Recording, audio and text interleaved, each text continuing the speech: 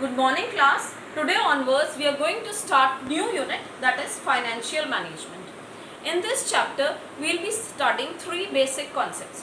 One is the concept of financial management in detail, then financial planning, and third financial decisions. You will study this in the same sequence as I will be explaining.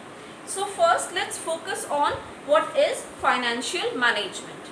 Referring to your class 11, finance means that finance is the lifeblood of business. Money that is used in business is finance. And in your previous classes you have already learnt what is management. It's a combination of 5 functions. Combination of planning, organizing, staffing, directing and controlling. Now let's combine these two concepts together. Money that is used in business and its management.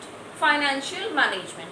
In this regard, let's answer 3 questions. Where the money will come from, that is, what would be the sources of finance in the business? Why money is needed? For the survival of business, for growth of business and for earning more profits, money is required. Where will this money come from?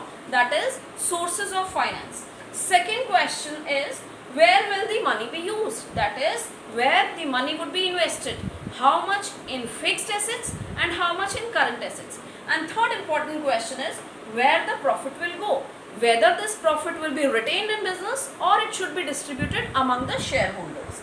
In this way, we will be discussing the concept and understand the meaning of financial management. Financial management is that branch of management which is concerned with the effective acquisition and use of money. In this regard, it's that area of management which is devoted to a judicious use of capital and careful selection of sources of capital in order to enable a spending unit to move in the direction of reaching its goal, that is earning maximum profits. Moreover, financial management is the operational activity of business that is responsible for obtaining and effectively utilizing the funds necessary for efficient operations. I hope that the meaning is clear to you regarding what is financial management. Now, why is financial management important to study? What is its role? We study financial management because it determines the size and composition of fixed assets. You all are aware what are fixed assets. All those assets which help in earning money in a business for a longer period of time. For example, money is invested in purchasing of land, building, machinery, equipment, installations of various elements required, etc. These are fixed assets. Financial management helps in determining the size and composition of fixed assets. These have an important contribution in the profit of business organization. And under the financial management, the total investment in fixed assets and every separate fixed asset is determined. And this determination is done through capital budgeting decisions. So, understanding the size, quantum, composition of fixed assets will be easy if we study the financial management. Secondly, financial management helps in determining the amount and composition of current assets. Current assets are all those assets which are needed in the day-to-day transactions of business. Under the financial management, the total investment in current assets and every separate current asset is determined. For example, if the investment in current assets is rupees 100 crore, it will then be determined how much should be invested in cash, how much in stock, how much in debtors, etc. So this way, financial management helps in determining the size and composition, quantum and composition of fixed as well as current assets. Thirdly, financial management is important because it helps in understanding the proportion of long and short term funds used in business.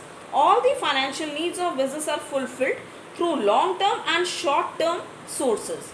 Under financial management, the proportion of both the financial assets is determined.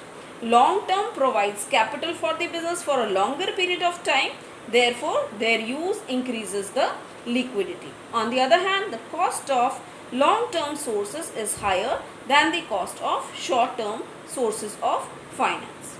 Therefore, if more liquidity is required in the business, more cost shall have to be borne, etc. Under financial management, the proportion of both these sources is determined on the basis of liquidity as well as cost analysis. Now, it's also important to determine the proportion of long-term assets separately. So, long-term sources separately. Long-term financial sources include primarily equity share capital, preference share capital, retained earning, debentures, long-term loans, etc. Now, details of equity share, preference share, debentures, you have all studied in your 11th class. If you are aware, it would be easier for you to understand further.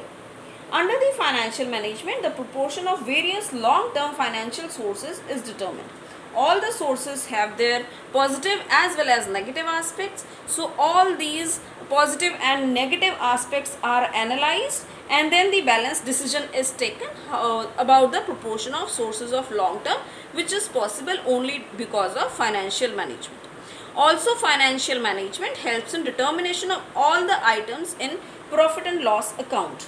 Various items included in profit and loss account get influenced or affected by different financial decisions.